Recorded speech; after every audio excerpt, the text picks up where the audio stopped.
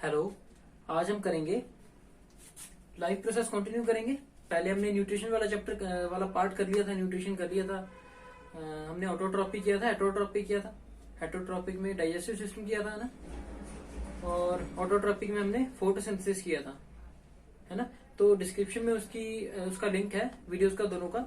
तो आप देख लेना अगर नहीं देखी तो, और अगर देख ली तो चलो कंटिन्यू करते हैं। सेकंड, न्यूट्रिशन के बाद जो आता है हमारा प्रोसेस, वो आता है रेस्पिरेशन। कि लाइफ प्रोसेस में एक पार्ट क्या है, रेस्पिरेशन।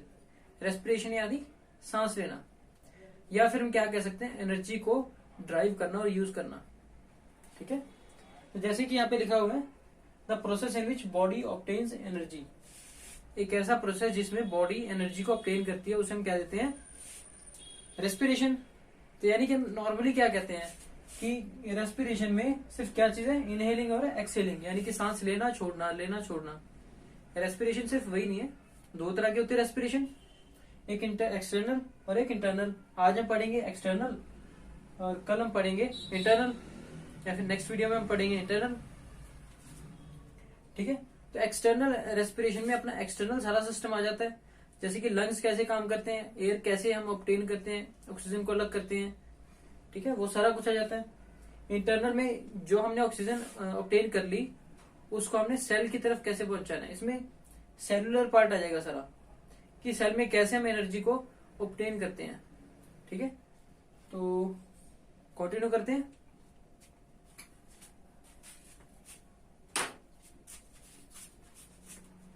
एक्सटर्नल में आ जाता है इनहेलिंग और एक्सहेलिंग। हम इनहेलिंग करते हैं, सांस लेते हैं और सांस छोड़ते हैं। इनहेलिंग सांस लेना, एक्सहेलिंग सांस छोड़ना। तो सांस लेना छोड़ना, सबसे पहले जो इसका पार्ट है वो है नोज या फिर माउथ। दोनों से हम सांस लेते हैं, चाहे हम नाक से सांस ले लेते हैं या मुंह से सांस ले लेते हैं। ठीक है, इनहेलिंग एक्सहेलिंग हम किससे करते हैं, नाक से या नोज से या माउथ से। ठीक है, और नोज से माउथ से करते हैं। तो आप कहोगे सर ये डिफरेंट है, ये डिफरेंट नहीं है। अगर आप नोज से सांस लो या आप मुंह से सांस लो, दोनों एक ही चीज है। दोनों की जो सांस ली हुई हवा है, उसको हम कहां तक पहुंचाते हैं, लंग्स तक। ये हमारे लंग्स है, यहां तक हम पहुंचाते हैं। ठीक है, दोनों पाइप आगे जाके जुड़ जाती हैं, नोज की भी और माउथ की भी। ठीक है, तो एक और क्वेश्चन हो सकता है आपका कि सर मुंह में तो चलो हेयर्स नहीं है, पर नाक में हेयर्स क्यों है, हम सांस तो दोनों से लेते हैं। तो जो नोज में जो हेयर्स हैं, वो किसको प्रिवेंट करते हैं, डस्ट को अपने लंग्स के अंदर जाने से।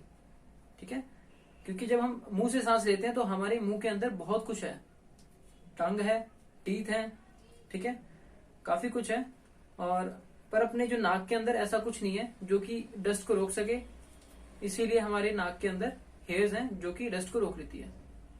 ठीक है, तो हम एयर लेते हैं। एयर कहां पे जाती है, सबसे पहले नेजल पासेज। ठीक है, ये एक पाइप होती है जो कि फ्रिनिक्स के साथ जाके मिलती है, जिसको हम गला कह देते हैं। ठीक है, ये वाला पोर्शन। उसके बाद लिरिक्स, एडम्स एप्पल, या फिर आप क्या कहते हैं उसको, वॉइस बॉक्स। आपने पिछले चैप्टर्स में पढ़ा होगा, पिछली क्लासेस में पढ़ा होगा। वॉइस बॉक्स होता है ये जो आप यहाँ पे हाथ लगाओगे, जो उभरी हुई जगह है, उसको हम कहते हैं वॉइस बॉक्स, लिरिक्स। ये देखो, उसके बाद हमारा जो है ट्रेंचिया आ जाता है। ट्रेंचिया क्या होता है, ट्रेंचिया सी शेप्ड कार्टिज रिंग्स होती हैं। ठीक है, सी शेप रिंग होती है जो कि क्या होती है, कार्टिलेज होती है, कार्टिलेज, सॉरी। ठीक है, कार्टिलेज होती है। और उसके बाद हमारा ये जो पाइप है, ये दो हिस्सों में बढ़ जाती है, लेफ्ट हैंड साइड और राइट हैंड साइड। ठीक है, दोनों सेम है। अब ये जो बढ़ जाती है, इसके आगे ये वाला जो पार्ट आ जाता है, इसको हम क्या कहते हैं, ब्रोंकाई। ब्रोंकाई। और उसके बाद ये जो ब्रांचेज हैं, ये भी आगे कुछ पार्ट्स में बढ़ जाती है, जैसे ये वाला पार्ट हो गया, ये वाला पार्ट हो गया, तो ये नीचे वाला पार्ट हो गया। इनको हम कहते हैं ब्रोंकियोलिस। ठीक है, ब्रोंकियोलिस। और जो ब्रोंकियोलिस है, उसके आगे जो ये आगे जाके डिवाइड होती है, तो यहाँ पे एक बैलून टाइप स्ट्रक्चर होता है, जिसको हम कहते हैं एल्वोलाई। एल्वियोलाई भी कह देते हैं, एल्वोलाई भी कह देते हैं, एल्वियोलाई कहता हूं मैं। ठीक है, इस तरह का स्ट्रक्चर होता है, ये बैलून होता है। आप कहोगे सर बैलून तो इस तरह से होता है, आपने क्या बनाया है, आपने तो इस तरह से बना दिया। तो ऐसा क्यों होता है? अगर बैलून शेप होता तो भी काम चल जाता, पर ऐसा इसलिए है क्योंकि जैसे हमने विलीज में पढ़ा था, विलीज क्यों होती है, ना हो तो भी चल जाती, पर विलीज क्यों होती है? क्योंकि सरफेस एरिया बढ़ जाएगा, ज्यादा वो न्यूट्रिशंस एब्जॉर्ब कर पाएगा अपनी बॉडी। ऐसे ही यहाँ पे ज्यादा से ज्यादा ऑक्सीजन एब्जॉर्ब कर पाएगा। अब इसके अंदर ऑक्सीजन होती है, ठीक है, ये एब्जॉर्ब करता है ऑक्सीजन, ठीक है, और आगे पहुंचा देता है। चलो वो पार्ट तो हम कल करेंगे कि क्या होता है क्या नहीं होता। एयर यहां से आती है, इसके अंदर चली जाती है। ये सारे पार्ट्स कवर कर लेते हैं, नेजल पासेज और फ्रेनेक्स और लेरिंक्स और ट्रैंकिया और सी शेप्ड कार्टेज होती है, कार्टिलेज होती है ट्रैंकिया, और उसके बाद ब्रोंकियाई और ब्रोंकियोलिस ये होते हैं, आई थिंक ये इरेज हो गया, ब्रोंकियोलिस होते हैं, ये जो आगे ब्रांचेज में बढ़ जाती है। उसके बाद आता है एल्वोलाई, ठीक है, छोटे छोटे बैलून, देखो इसके अंदर छोटे छोटे बैलून हैं, ठीक है। तो जैसे ही हवा आती है तो बैलून्स, जो ये शेप्ड बैलून्स है, ये एब्जॉर्ब कर लेते हैं हवा को और आगे पहुंचा देते हैं। उसके बाद एक पार्ट आ जाता है डायफ्राम, ठीक है। अब डायफ्राम क्या होता है? डायफ्राम एक ऐसी बोन होती है, फ्लेक्सिबल होती है थोड़ी। इसका क्या काम होता है? इसका काम होता है कि लंग्स को श्रिंक करना और एक्सपैंड करना, ठीक है। लंग्स हमारे ऐसे नहीं कि ऐसे ही पड़े रहते हैं, वो कभी श्रिंक होते हैं कभी एक्सपैंड होते हैं, ठीक है। तो ये क्या करती है? लंग्स को ऊपर की तरफ पुश करती है। अब अगर आप सांस लेके देखो तो आपके लंग्स ऊपर की ओर जाते हैं, ठीक है, आपकी पूरी चेस्ट जो है ऊपर की ओर जाती है, ठीक है। अब जो चेस्ट ऊपर की ओर जाती है तो उससे क्या होता है? हम एयर को अंदर ले सकते हैं, ठीक है, और एयर को अंदर लेने के बाद फिर हम सांस छोड़ते हैं। सब जब सांस छोड़ते हैं तो चेस्ट नीचे की तरफ आ जाती है, ठीक है। तो ये काम होता है डायफ्राम का, ये ऊपर की तरफ या नीचे की तरफ लेके आता है, अपने लंग्स को श्रिंक करता है और एक्सपैंड करता है, उससे हम इनहेलिंग और एक्सेलिंग करते हैं। अब एक बात और है, आप सोच रहे होंगे कि हम जितनी हवा अंदर लेते हैं उतनी हवा बाहर निकाल देते हैं, यही होता है ना? पर ऐसे नहीं है। हम देखो इसकी कैपेसिटी अगर 1 है इसकी कैपेसिटी, तो हम 1/3 एयर अपने अंदर ले रहे हैं, ठीक है। तीसरा हिस्सा एयर का हम अपने अंदर ले रहे हैं, इनहेल कर रहे हैं, और पुराना वाला जो लिया हुआ था, पुराना वाला जो इसके अंदर पड़े, जिसके अंदर से ऑक्सीजन निकाली गई है, वो हमने बाहर निकाल दिया। वो वाली एयर बाहर नहीं निकालनी जो हमने अभी ली है, पुरानी वाली एयर बाहर निकाली, फिर नई एयर ली, फिर पुरानी वाली एयर बाहर निकाली, फिर नई एयर ली, और फिर पुरानी वाली एयर बाहर निकाल दी। तो ये प्रोसेस ऐसे चलता रहता है, ठीक है। और जो एयर हम लेते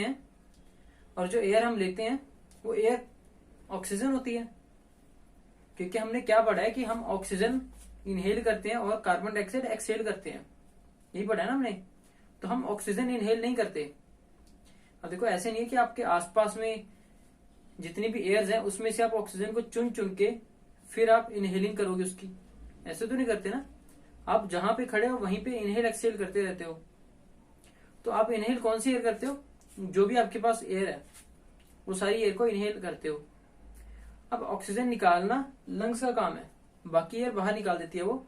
अब ऑक्सीजन रिच एयर इनहेल करती है और ऑक्सीजन जो कार्बन डाइऑक्साइड रिच एयर है वो एक्सहेल कर देती है, ठीक है। ये काम है। तो आगे देखते हैं, इसके आगे सेल की तरफ जाएगा ऑक्सीजन, कैसे जाएगा देखते हैं प्रोसेस। तो हमने एक्सटर्नल रेस्पिरेशन पढ़ ली, अभी हम पढ़ते हैं इंटरनल रेस्पिरेशन। इंटरनल वाली अब हमने पढ़नी है, ठीक है। इंटरनल रेस्पिरेशन क्या होती है? सेलुलर रेस्पिरेशन को इंटरनल रेस्पिरेशन कहते हैं, यानी कि जो रेस्पिरेशन सेल के अंदर होती है। रेस्पिरेशन क्या आती है? The process in which body obtains energy, यानी कि यहाँ पे एनर्जी को ऑब्टेन किया जाता है, ठीक है। तो देखते हैं इंटरनल रेस्पिरेशन। एक्सटर्नल रेस्पिरेशन में हमने एक चीज पढ़ी थी, एल्वियोलाई। एल्वियोलाई में ऑक्सीजन होती है तो वो एल्वेलाई क्या करता है, ऑक्सीजन पहुंचा देता है सेल के अंदर। ये हमारा सेल है, सेल के अंदर ऑक्सीजन पहुंचा देता है। अब ऑक्सीजन वाटर सोल्यूबल नहीं है, ठीक है, आपको पता ही होगा oxygen is not soluble in water. Oxygen is not soluble in water. तो अगर वाटर में सोल्यूबल नहीं है तो ब्लड में भी नहीं सोल्यूबल होगी। तो ब्लड में वाटर सोल्यूबल नहीं है तो कैसे होगा, ऑक्सीजन यहाँ पर कैसे पहुंचेगी। अब देखो ऑक्सीजन कैसे पहुंचेगी, ब्लड के अंदर एक हीमोग्लोबिन नाम का कंपोनेंट होता है, ठीक है, आरबीसी में होता है, रेड ब्लड सेल में क्या होता है, हीमोग्लोबिन, एचबी, हीमोग्लोबिन। तो हीमोग्लोबिन के अंदर ऑक्सीजन घुल सकती है, ठीक है। तो हीमोग्लोबिन के अंदर जो कि ब्लड के अंदर प्रेजेंट है, ऑक्सीजन उसके अंदर मिक्सअप हो गई, चली आएगी सेल के पास। अब सेल के अंदर क्या चीज है, माइटोकॉन्ड्रिया। अब ध्यान रखना, कभी आपको क्वेश्चन आ जाए, power house of the cell is called mitochondria, ठीक है। सेल का पावर हाउस किसे कहा जाता है, माइटोकॉन्ड्रिया को, क्योंकि ये क्या करता है, सेल के अंदर एनर्जी स्टोर करके रखता है, ठीक है। एनर्जी, पूरी जितनी भी एनर्जी है सारी सेल के अंदर कौन स्टोर करके रखता है, माइटोकॉन्ड्रिया, ठीक है। अब देखो माइटोकॉन्ड्रिया को क्या कुछ चाहिए, एक तो फूड चाहिए, एक ऑक्सीजन चाहिए, दो चीजें चाहिए। अब इधर से ऑक्सीजन मिल रही है, लंग्स की तरफ से ऑक्सीजन आ रही है, और फूड हमने जो एब्जॉर्ब न्यूट्रिशन को एब्जॉर्ब किया था डाइजेशन प्रोसेस के अंदर, वहां से आपका फूड आ रहा है। अब ये फूड आ गया, ऑक्सीजन आ गई, तो इन दोनों की रिएक्शन होगी। रिएक्शन होने के बाद CO2 प्लस H2O बन जाएगा और एनर्जी निकल जाएगी, ठीक है। C6H12O6, ये क्या हमारा फूड। फूड के अंदर हमने क्या ऐड कर दी, ऑक्सीजन। जब इन दोनों को ऐड किया तो हमारे पास क्या बन गया, CO2 plus H2O plus energy बाहर निकल गई। अब इस एनर्जी को हम यूज कर लेंगे, पर एनर्जी ऐसे तो नहीं है कि हम फूड खाएंगे साथ के साथ हमें एनर्जी मिल जाएगी, टाइम लगता है एनर्जी मिलने में। यानी कि इसका मतलब ये है कि हम एनर्जी स्टोर भी करके रखते हैं, क्योंकि सारा दिन हम खाना नहीं खाते,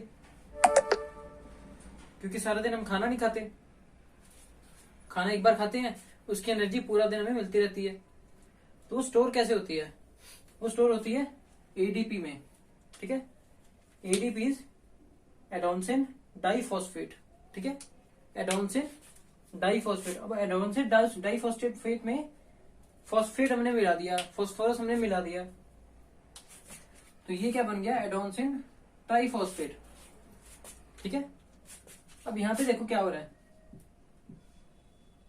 एडोनसिन डाइफॉस्फेट है, इसका बॉन्ड बनेगा फॉस्फोरस के साथ, ठीक है। फॉस्फेट फॉस्फोरस एक ही चीज है, किसके साथ लग के फॉस्फेट बन जाता है, अलग होता है फॉस्फोरस होता है, ठीक है। एडोनसिन डाइफॉस्फेट यानी कि इसके अंदर दो फॉस्फोरस ऑलरेडी पड़े हैं, उसको हम ऐसे लिख लेते हैं, APP डाइफॉस्फेट, ठीक है। तो इसके अंदर एक और नहीं जुड़ना है, तो कैसे जुड़ेगा, उसको चाहिए एनर्जी, तो क्या करेगा, ये एनर्जी इसको दे देगा और ये क्या बन जाएगा, एडोनसिन ट्राइफॉस्फेट। यानी कि एडोनसिन के अंदर 3 फॉस्फोरस, ये बन गया एडोनसिन ट्राइफॉस्फेट। जब हमें देखो एनर्जी नहीं चाहिए तो ये क्या बना रहता है, एडोनसिन ट्राइफॉस्फेट। जब हमें एनर्जी चाहिए तो क्या होता है, एडोनसिन ट्राइफॉस्फेट ब्रेक डाउन हो जाता है, दोबारा से प्रोसेस क्या बन जाएगा, एडोनसिन डाइफॉस्फेट, और फॉस्फेट अलग हो जाएगा, तो ये क्या बन जाएगा, एडोनसिन डाइफॉस्फेट प्लस P, ठीक है। अब ये बॉन्ड ब्रेक हो गया, और जब ब्रेक हुआ तो एनर्जी निकल गई, कौन सी एनर्जी निकली, ये वाली एनर्जी निकल गई, और फिर हमने इस एनर्जी को कंज्यूम कर लिया। फिर दोबारा से रेस्पिरेशन हुई, दोबारा से सारा प्रोसेस हुआ, दोबारा से एनर्जी बनी, एनर्जी सारी इस बॉन्ड के अंदर चली गई, ठीक है। इस बॉन्ड के अंदर चली गई एनर्जी, ये ट्राइफॉस्फेट बन गया, बॉन्ड बन गया, एनर्जी स्टोर हो गई। फिर दोबारा हमें एनर्जी चाहिए तो ये दोबारा ब्रेक हो गया, फॉस्फोरस में से इसमें से अलग निकल गया, फॉस्फोरस अलग निकल गया तो एडोनसिन डाइफॉस्फेट दोबारा से बन गया, तो एनर्जी वहां से निकली और हमने कंज्यूम कर दी, ठीक है। तो ये सारा प्रोसेस होता है। जो भी रेस्पिरेशन है, इस रेस्पिरेशन को हम क्या कहेंगे, aerobic respiration. Aerobic respiration,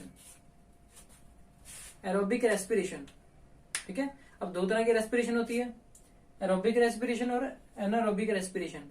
aerobic respiration होती है ऑक्सीजन के साथ, और एनारोबिक जो रेस्पिरेशन होती है उसमें ऑक्सीजन नहीं होती, विदाउट ऑक्सीजन होती है, ठीक है। अब हमें तो देखो ऑक्सीजन चाहिए, हमें तो ऑक्सीजन चाहिए ताकि हमें एनर्जी मिले, पर कुछ क्योंकि हमारा देखो सिस्टम भी बहुत बड़ा है, अपना बहुत बड़ी बॉडी है, उसके अंदर इतने सारे ऑर्गन काम कर रहे हैं, पर कुछ छोटे छोटे माइक्रो ऑर्गेनिज्म होते हैं, उनको थोड़ा सा खाना चाहिए होता है, थोड़े से खाने के लिए इतनी सारी ऑक्सीजन लेके क्या करेंगे वो, ठीक है। तो वो ऑक्सीजन नहीं लेते, बिना ऑक्सीजन के अपना खाना बनाते हैं। कैसे? जैसे यीस्ट है, इथेनॉल का प्रयोग करती है, इथेनॉल का यूज करती है, ठीक है। ऑक्सीजन की जगह पे इथेनॉल का यूज करती है, और इथेनॉल जो होता है, इथेनॉल अल्कोहल एक ही चीज होती है। इथेनॉल का यूज करके एनर्जी प्रोड्यूस कर लेती है, एनर्जी लेस एनर्जी मिलती है इसको, कम एनर्जी मिलती है, पर एनर्जी मिल जाती है इसको, ठीक है। तो ये होते हैं एनारोबिक रेस्पिरेशन। अब देखो कभी कभी ऐसे होता होगा कि आप खेल के आए हो, क्रिकेट खेल के आए हो या कुछ भी आपने खेला है, तो आप जितना आपने फिजिकल वर्क किया उसके बाद आपको थकान हो गई, थकान होने के बाद आपको क्रैम्प्स होने लग गए, पेन होने लग गया, ठीक है। वो क्रैम्प्स क्यों होते हैं? क्योंकि उस टाइम पे लैक्टिक एसिड प्रोड्यूस होता है हमारी बॉडी में, ठीक है। तो उसके अंदर क्या होता है, रेस्पिरेशन इन मसल सेल्स के अंदर क्या होता है, मसल्स के अंदर लैक्टिक एसिड प्रोड्यूस होता है। अब जो लैक्टिक एसिड है, इसको जो अमाउंट ऑफ एनर्जी कम मिलती है, ठीक है, मॉडरेट अमाउंट ऑफ एनर्जी मिलती है, ना तो इतनी कम मिलती यीस्ट जितनी, ना ही हमें इतनी ज्यादा मिलती कि हम एरोबिक रिएक्शन कर लें, तो मॉडरेट अमाउंट ऑफ एनर्जी मिलती है। तो उससे क्या होता है, क्रैम्प्स आते हैं, ठीक है। उसके अंदर जो ऑक्सीजन की सप्लाई है लिमिटेड हो जाती है, ठीक है। तो उसके बाद आ गया अपना ट्री के ऊपर जो क्वेश्चन, आपका इंपॉर्टेंट क्वेश्चन जो आपके चैप्टर में से बन रहा है, वो ये बन रहा है कि आपको क्यों पेड़ों के नीचे रात को नहीं सोना चाहिए या पेड़ों के नीचे रात को नहीं बैठना चाहिए। रीजन क्या है, आपने सुना ही होगा, हर किसी से सुना होगा कि क्या होता है, जो ट्रीज हैं वो रात को ऑक्सीजन लेते हैं और कार्बन डाइऑक्साइड छोड़ते हैं, दिन में कार्बन डाइऑक्साइड लेते हैं, ऑक्सीजन छोड़ते हैं, है ना। तो थोड़ा सा गलत है, वो है बिल्कुल सही, पर थोड़ा सा इसमें चेंज करने वाला है। क्या चेंज करने वाला है? ऑक्सीजन, दिन को भी ऑक्सीजन लेते हैं, जो ट्रीज है दिन को भी ऑक्सीजन लेते हैं और कार्बन डाइऑक्साइड छोड़ते हैं, रात को भी ऑक्सीजन लेते हैं और कार्बन डाइऑक्साइड छोड़ते हैं। पर एक प्रोसेस है जो मिसिंग होता है रात को, वो कौन सा प्रोसेस है? फोटोसिंथेसिस का। फोटोसिंथेसिस का प्रोसेस है जो वो मिसिंग होता है। फोटोसिंथेसिस में क्या होता है, कार्बन डाइऑक्साइड को लिया जाता है और ऑक्सीजन को बाहर निकाला जाता है, ठीक है। ये प्रोसेस बड़े लेवल पे होता है, ट्रीज के अंदर या प्लांट्स के अंदर ज्यादा बड़े लेवल पे होता है।